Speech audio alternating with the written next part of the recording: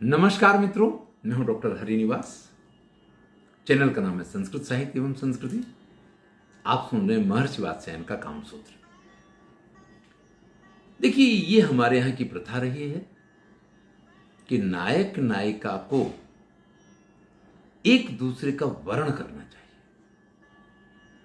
अब मान लीजिए कि कोई पुरुष अच्छा लग गया किसी कन्या को, तो उस तक अभिव्यक्ति तो अपनी पहुंचानी पड़ेगी। ऐसे ही पुरुष को कोई कन्या अच्छी लग गई तो उस तक अपनी अभिव्यक्ति तो पहुंचानी पड़ेगी। उसका माध्यम क्या होगा, उसका साधन क्या होगा? यानी एकदम से माता पिता ने अरेंज कर दिया, तुम इससे बंध जाओ, तुमसे बंध जाएं, इस प्रकार के विवाह का उल्लेख अभी तक आपने नहीं सुना। यहां चर्चा ही ये चल रही है कि पुरुष के लिए अवकाश है कि वो कन्या की पसंदगी कर सकता है, वो पुनर्भू की पसंदगी कर सकता है, वो वेश्या की पसंदगी कर सकता है, वो अन्य स्त्री की पसंदगी कर सकता है। लेकिन उन सबके लिए निषेध किया कि इन सब में पड़ोगे तो भैया जिंदगी बर्बाद है। अगर आपको सुख से, शांति से, आनंद से समाज में ऊंचा नाम करके रहना है तो आपको किसी कन्या, और वो भी सवर्ण कन्या के साथ विवाह करना चाहिए और फिर अपने काम संबंधों को अंजाम देना चाहिए। लेकिन वो हमें मिले कैसे? अब इसके उपाय बताते हैं कि कौन से ऐसे माध्यम हैं। आजकल तो भैया एक बार मोबाइल नंबर मिल गया तो इन सारे माध्यम में से किसी माध्यम की जरूरत नहीं है। लेकिन जब ये माध्यम हुआ करते थे तब इनका भी बड़ा महत्व था। हमारा आधा साहित्य इससे भरा हुआ है। आज मोबाइल ने उस साहित्य को बिल्कुल बेकार बना दिया है। लेकिन एक बार मोबाइल नंबर लेने के लिए भी तो किसी न किसी की जरूरत पड़ेगी।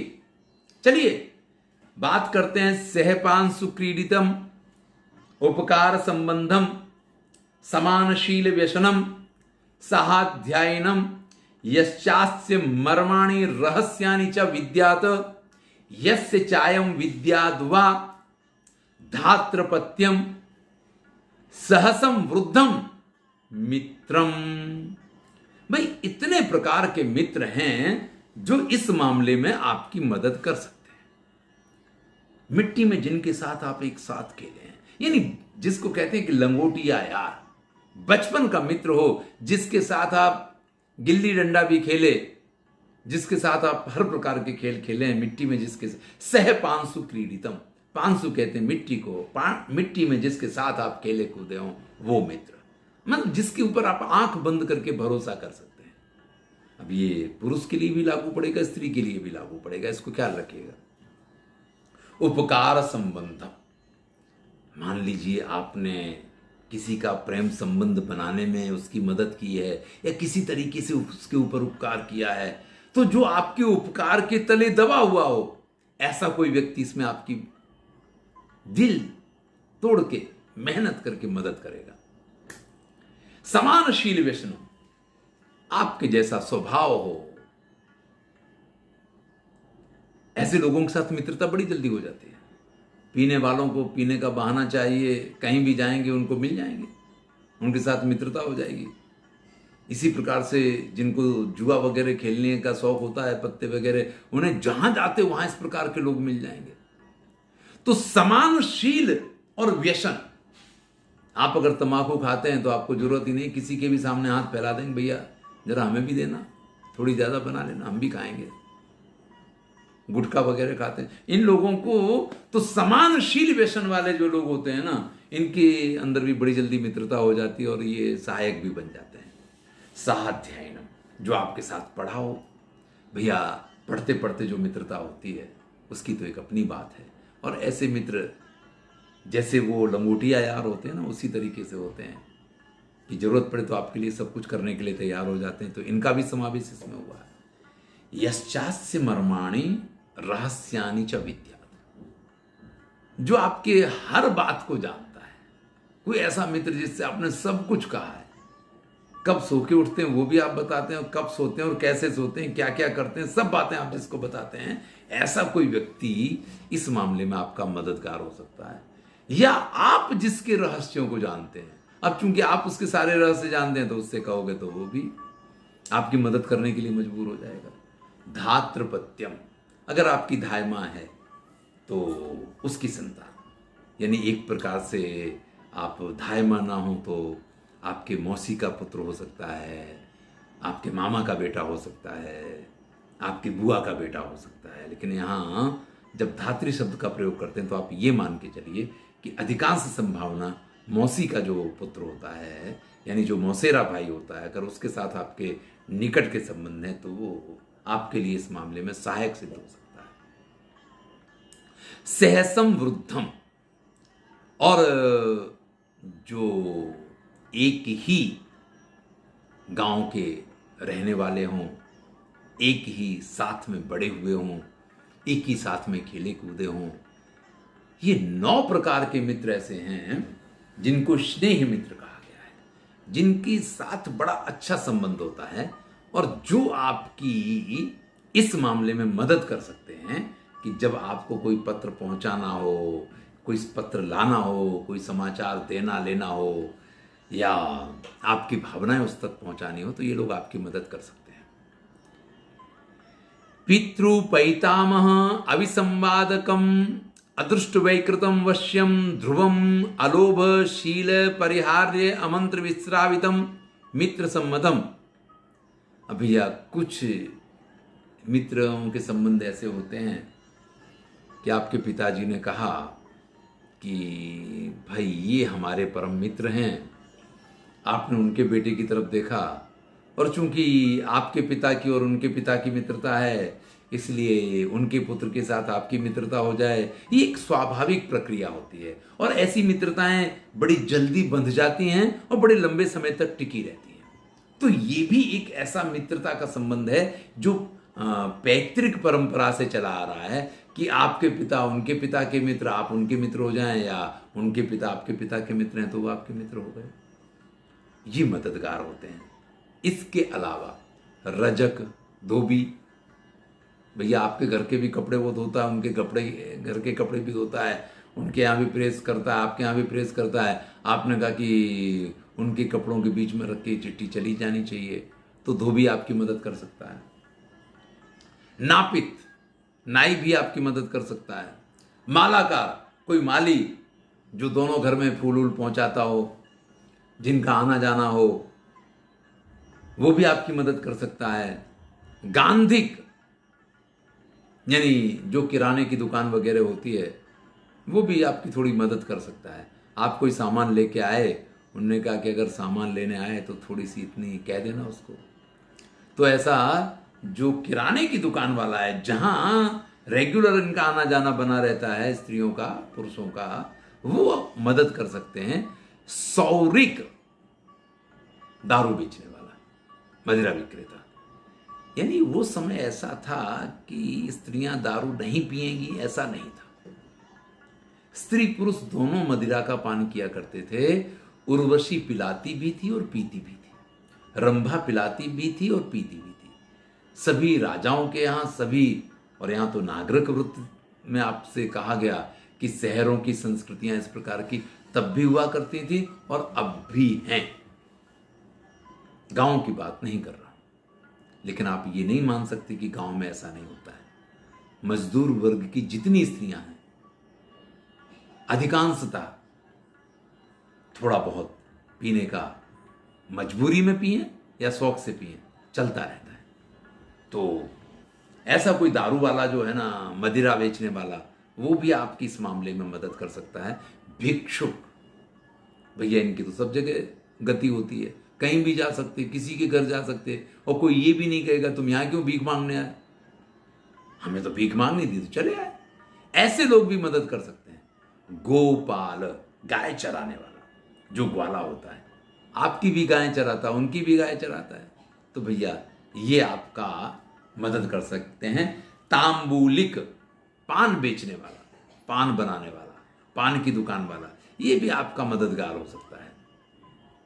सौवर्णी, सुनार, पीठ मर्द, बिठ विदूषक, ये तो आपको पहले ही बताए जा चुके हैं।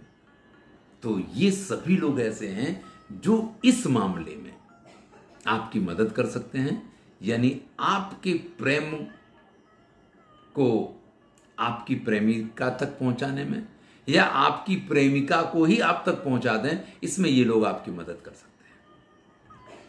यद उभयो साधारणम उभयोत्रोदारम विशेषतो नायिकायाः सुविश्रद्धा तत्र दूतकर्म। भैया ये लोग आपकी मदद तो कर सकते हैं, ले जाएंगे आपको, उनके घर तक पहुंचा देंगे, रास्ता बता देंगे, लेकिन जूते खाने तो आपको ही खाने पड़ेंगे, परेशानी में पड़ना तो आपको ही पड़ना है। तो ये कह रहे हैं कि भैया दूत कर्म किसको देना, इसका बड़ा ख्याल रखना चाहिए। ये हैं सब, इनमें से आप किसी का भी चयन कर सकते हैं, लेकिन जो दोनों का विश्वास पात्र हो, जो कन्या पक्ष का भी विश्वास पात्र हो और वर पक्ष का भी विश्वास पात्र हो, यानी स्त्री का भी विश्वास पात्र हो और पुरुष का भी विश्वास पात्र हो, नायिकाया सुविश्रब्धम विशेषतो, और विशेष करके कन्या जिसके ऊपर विश्वास कर पाए, ऐसे व्यक्ति को दूत कर्म देना चाहिए। देखिए हमारे यहां नैषधीय चरितम लिखा गया, महाराज नल ने हंस को दूत बना के भेजा, राम ने अपनी पत्नी सीता की खोज करने के लिए या उन तक अपना संदेश पहुंचाने के लिए हनुमान को दूत बना के भेजा। बड़ा ही विश्वास पात्र व्यक्ति चाहिए सर।